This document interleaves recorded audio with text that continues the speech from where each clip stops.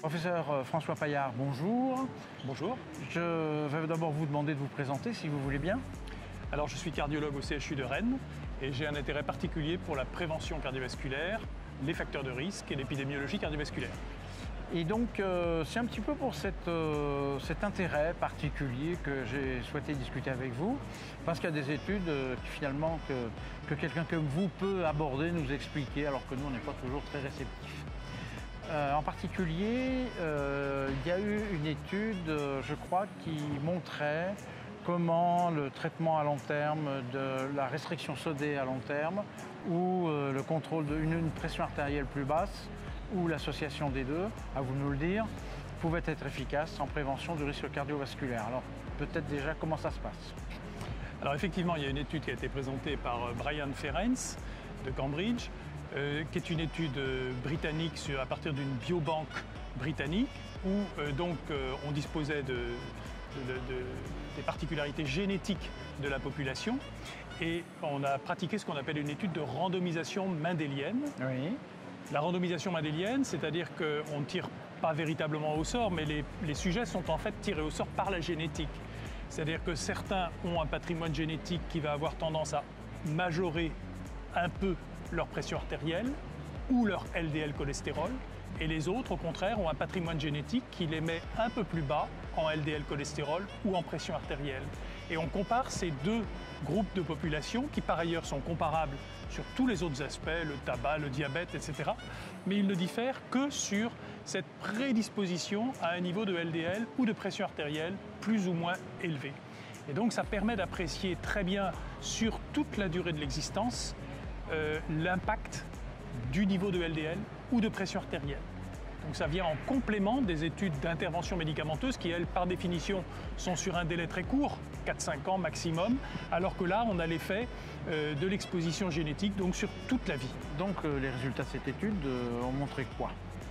Alors dans cette étude, on montre que ces deux groupes différaient pour le LDL cholestérol de 0,15 g par litre. C'est très peu globalement, hein, c'est une demi-millimole à peu près.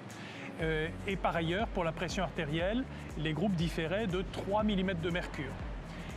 Pour le LDL cholestérol, lorsqu'on a 0,15 g par litre de moins, on réduit son risque cardiovasculaire de 26% sur toute la durée de l'existence. 0,15 de moins, c'est pas du plus haut vers le plus bas. À chaque 0,15, c'est la moyenne de la population, voilà, c'est ça, hein? C'est ça. La moyenne du groupe qui était plutôt protégé génétiquement avait 0,15 g en moins, oui, 26% de risque cardiovasculaire en moins. D'accord. Pour la pression artérielle, 3 mm en moins, très peu de choses finalement, hein, c'est beaucoup moins que l'effet d'un médicament. Et bien là, c'est 17% de risque en moins. Et les deux sont additifs, c'est ça qui est très intéressant dans cette étude, c'est-à-dire que quand on a à la fois 15 mm de mercure en moins du fait d'une génétique favorable sur le LDL et d'autre part 3 mm de mercure en moins du fait d'une génétique favorable pour la pression artérielle, on a 39%, donc pratiquement 40% de risque en moins. Et si on extrapole, parce que là c'était vraiment très peu de choses, mais si on extrapole à des choses qui sont plus courantes pour les cliniciens, c'est-à-dire 0,39 g, 1 millimole par litre pour le LDL, et 10 mm de mercure pour la pression artérielle, à ce moment-là, on a pratiquement 80% de risque en moins. Donc on voit bien que le fait d'être exposé génétiquement sur toute la vie à des niveaux de LDL plus ou moins hauts ou des niveaux de pression artérielle plus ou moins hauts va avoir un effet très important sur le risque cardiovasculaire. Alors la question qui va arriver sur toutes les lèvres, comment on fait si on veut faire pareil? Alors, ce qu'on peut d'ailleurs, dire... est-ce que cette prédisposition génétique, est-ce que finalement, il faut qu'il y ait la prédisposition génétique ou il y a des gens d'une population à l'autre qui n'ont pas ou... Alors, moi, je vois ça plutôt comme des éléments d'information extrêmement forts pour justifier les recommandations sur tel ou tel facteur de risque. Et en particulier, on voit que finalement 0,15 g de LDL, c'est très peu de choses et tout à fait accessible à des moyens diététiques.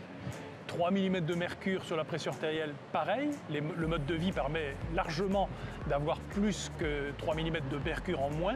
Et donc, c'est une très forte justification d'avoir toute sa vie durant un mode de vie favorable sur le LDL, un mode de vie favorable sur la pression artérielle, avec à la clé, ce qu'on sait par ailleurs par les études épidémiologiques, c'est-à-dire un potentiel de protection vis-à-vis du risque cardiovasculaire qui va jusqu'à 80%, au moins par ces deux facteurs-là.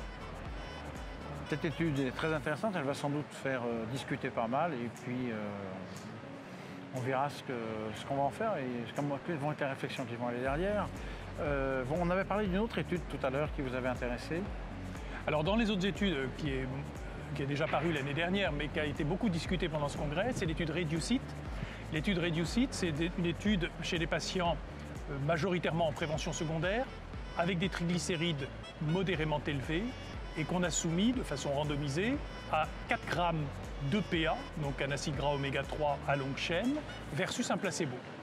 Et on a regardé donc ce que ça donnait et on s'aperçoit que d'une part les triglycérides baissent de 20%, puisqu'on sait que les oméga 3 à longue chaîne ont un effet hypotriglycéridémiant, mais beaucoup plus intéressant, on a une réduction du risque d'événements cardiovasculaires de 25%. Et cette réduction, elle se fait de façon graduelle et au final, c'est 25% de réduction. Donc c'est quelque chose de très important et qui est en grande partie indépendant donc, du niveau de LDL qui est pourtant jusqu'alors un petit peu la cible privilégiée. Et là, on s'aperçoit qu'on remet un petit peu au devant de la scène les triglycérides avec un potentiel, on le sait, de risque cardiovasculaire et la possibilité désormais de disposer d'une arme thérapeutique un peu particulière, il est vrai, puisque c'est quand même des très fortes doses d'oméga 3, mais quand même potentiellement très efficaces. Question, je veux dire, de Béotien, qu'est-ce qui fait que l'année dernière, ou il y a 2 ans, quand on a parlé de cette étude, on n'était pas aussi enthousiaste? Comment on a regardé les résultats pour arriver à une conclusion pareille? Alors, quand c'est sorti, effectivement, il y avait 3 études qui sont sorties à peu près en même temps. Il y a les 2 autres, c'est Ascend et Arrive, qui étaient des études avec 1 gramme simplement. Et ces 2 études étaient négatives. D'accord. De la même façon qu'un certain nombre d'autres études antérieurement sont restées négatives avec des doses modestes d'oméga 3 de l'ordre de 1 gramme par jour. Là, cette étude, c'est des très fortes doses. 4 grammes, ça n'est pratiquement pas accessible par des moyens nutritionnels. Il faudrait prendre, je crois, 3 repas de poisson gras tous les jours pendant toute sa vie. Donc on voit bien que ça n'est plus du domaine véritablement de la nutrition. Là, on est dans le domaine de la pharmacologie. Mais cette étude vraiment diffère des 2 autres. Et je pense qu'il faut bien la distinguer sur un niveau de prise quotidienne d'oméga 3 qui est beaucoup plus élevé dans cette étude.